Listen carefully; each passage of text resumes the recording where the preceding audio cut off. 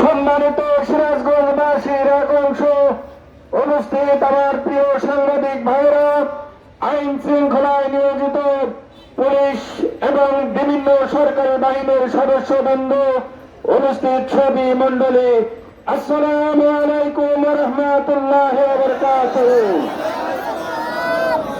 আজকের নির্বাচনে সারা সিরাজগঞ্জে দাঁড়িপাল্লার পক্ষে গণজোয়ার তৈরি হয়েছে।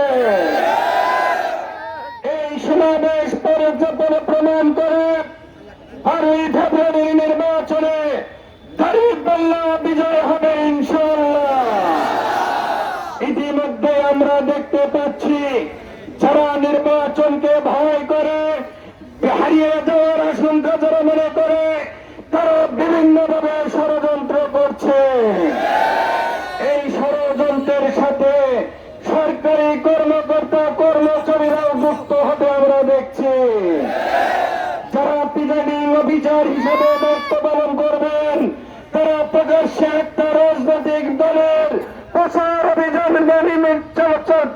অভিযান চালাচ্ছে। আমরা তাদের দ্বারা সুষ্ঠু নির্বাচন আশা করতে পারি না। প্রশাসনের যারা নিরপেক্ষভাবে নির্বাচনের দায়িত্ব পালন করবেন না, তাদেরকে বলতে চাই, 24-এর 5ই আগস্টের কথা ভুলে যাবেন না।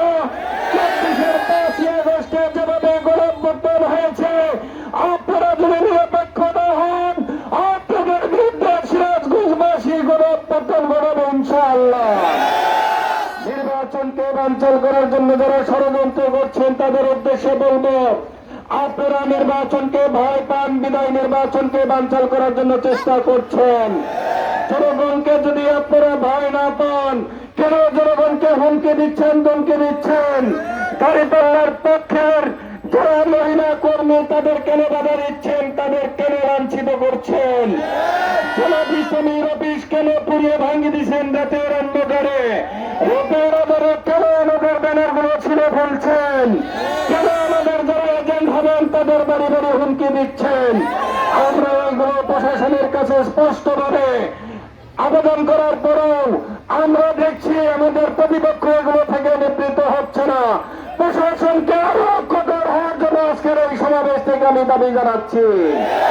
সংগ্রামী সিরাজগঞ্জবাসী, সর্বশেষে তারা হুমকি দিয়েছে ভোট কেন্দ্র দখল করবে।